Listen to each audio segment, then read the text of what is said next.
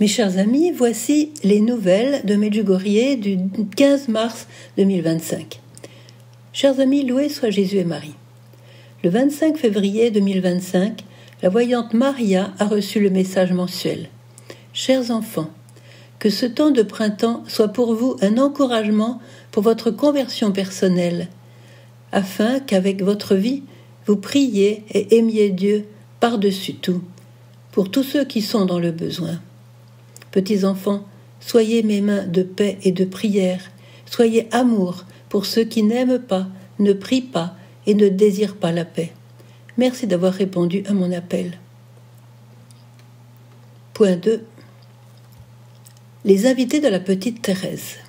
Dans son livre « Histoire d'une âme », la petite Thérèse nous fait de merveilleuses confidences sur son amour pour Jésus et sa manière de lui faire plaisir.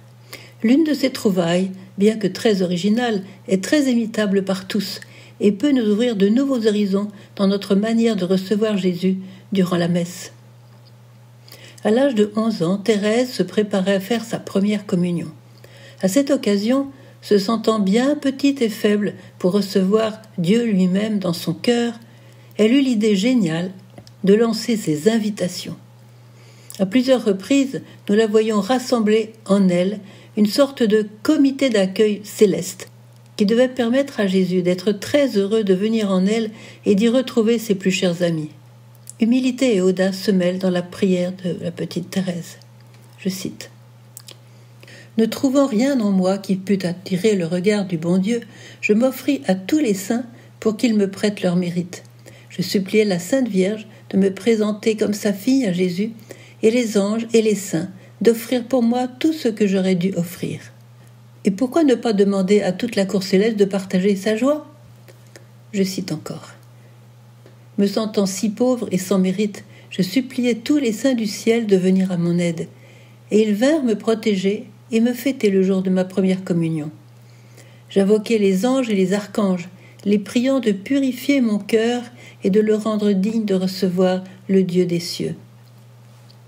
Lorsque le jour tant attendu de sa première communion arriva, le 8 mai 1884, comment s'étonner alors qu'elle reçut une faveur immense qui illuminera toute sa vie.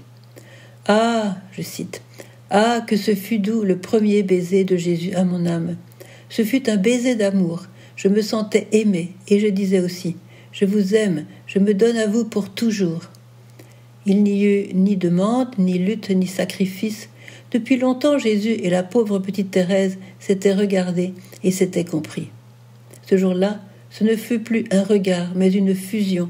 Ce ne fut plus deux. Thérèse avait disparu comme une goutte d'eau dans l'océan. Thérèse nous rappelle ici que le moment culminant de notre union à Jésus est celui de la communion. Profitons de ce magnifique exemple pour vivre différemment nos propres communions, pour nous y préparer avec amour et chercher à rendre heureux notre hôte céleste. Avant sa première communion, Thérèse fit un nombre impressionnant de petits sacrifices. Comme ils sont consignés sur son carnet, on peut le dire le nombre exact. Elle fit dans 3 mois 818 sacrifices et 2773 actes de vertu. Bravo Thérèse, bravo Thérèse. Bravo. Comme la messe avec la communion sacramentelle, en état de grâce bien sûr, est une des conditions pour obtenir une indulgence plénière durant l'année jubilaire, je remercie Thérèse de nous indiquer ici le meilleur des chemins. Oui, tous les amis célestes de Thérèse, nous les avons en commun avec elle. Point 3. Le 18 mars, la voyante Myrina reçut son apparition annuelle de la Vierge. Comme cette date est déjà dépassée, on mettra le message sur un autre enregistrement. Point 4. Le 19 mars, nous célébrerons la solennité de Saint Joseph, sans doute le plus grand saint au ciel, car, au ciel comme sur terre, Jésus et Marie lui obéissent. Comment Dieu a-t-il si bien forgé son cœur ? Voici 2 aspects majeurs de sa sainteté qui peuvent inspirer nos démarches de réconciliation. D'abord, il pardonnait toujours. À travers certains mystiques, nous voyons qu'il a dû très tôt pardonner à sa propre famille. Puis avant la naissance de Jésus, il pouvait se demander comment le Père si bon, le Père céleste, si bon, pouvait le faire partir pour un voyage si long, à pied et sur un âne, dans le froid, avec son épouse enceinte. Puis il a pardonné aux habitants de Bethléem qui ne l'ont pas accueilli lorsqu'ils cherchaient un lieu décent pour la naissance de Jésus. Imaginons l'humiliation qu'il a dû vivre en offrant à son épouse, épuisée par le voyage, une grotte insalubre. Il a pardonné à Hérode, ce roi despote, dont le plan machiavélique l'a obligé à fuir en Égypte de nuit pour éviter à Jésus d'être massacré. Souvent, saint Joseph aurait pu se révolter, tenté par le démon, mais il a toujours saisi les humiliations pour grandir dans l'humilité. Combien de coups n'a-t-il pas reçus ? Il était souvent incompris et méprisé par les gens de Nazareth, mais il pardonnait toujours, continuant son chemin sous le regard de Dieu, tranquillement. Joseph est l'homme de la paix. Il a fait grâce à de nombreux clients qui, connaissant son immense bonté, ne lui payaient pas le travail parfait qu'il réalisait pour eux. Dans ces conditions-là, comment ce chef de famille pouvait-il mettre du pain sur la table pour Marie et Jésus ? Le fait est qu'il a toujours pu se procurer la nourriture nécessaire pour sa famille. Joseph, en fait, est l'homme de la providence. Il saura venir en aide à tous ceux qui l'invoqueront dans leur nécessité. Il va nous aider à purifier nos cœurs de tout ressentiment et de toute rancune envers ceux qui nous font du mal. Joseph se soumettait toujours et aussitôt à ce qu'il recevait de Dieu dans ses songes à travers son ange gardien. Il ne discutait pas, même s'il ne comprenait pas tout. À son exemple, n'attendons pas de comprendre le plan de Dieu pour nous avant de nous y soumettre. Nous perdrions tant de grâce. La puissance de saint Joseph aujourd'hui au ciel est incomparable. Jésus a dit à la bienheureuse Alexandria da Costa, une sainte portugaise, « Demande-moi ce que tu veux au nom de celui qui sur la terre fut mon père adoptif. Demande et dis à tous qu'ils me fassent leur requête en son nom.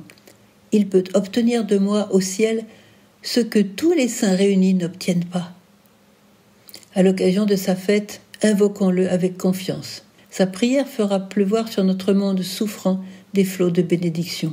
Nous en avons besoin plus que jamais.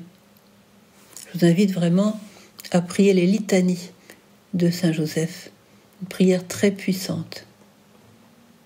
Point 5. Sortir un prêtre du purgatoire.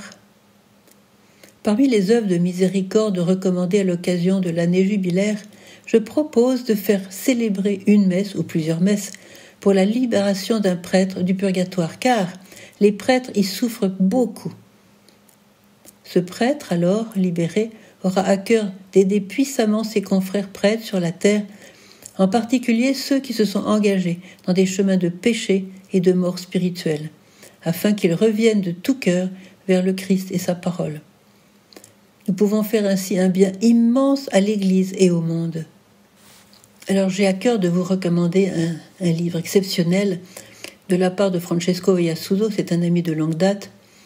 Le livre s'appelle « Délivré d'une multitude de démons ». Ça vient de paraître aux éditions des Béatitudes. Le témoignage de Francesco est un témoignage choc, celui d'un homme qui a été maudit par sa propre tante dès l'âge de 4 ans. Il a été possédé durant plus de 20 ans. Et comment s'en est-il sorti ? La prière de certains prêtres et l'intervention de plusieurs saints, comme le Padre Pio, Saint Jean-Paul II, l'archange Saint Michel aussi. C'est un livre incontournable que l'on ne quitte pas. Voilà, aux éditions des Béatitudes. Point 8. Le prochain direct avec le commentaire du message du 25 mars sera le 26 mars à 21h. Cher Gospa, on ne peut pas imaginer ce que serait le monde sans toi et sans tes interventions maternelles en faveur des pécheurs que nous sommes. Merci infiniment. Tu ne te lasses pas de nous aimer et de nous le prouver de 1000 manières. Alors nous t'en prions, Vierge Marie, mets en nous le feu d'amour qui brûle ton cœur. Que Dieu vous bénisse tous au nom du Père et du Fils et du Saint-Esprit. Amen.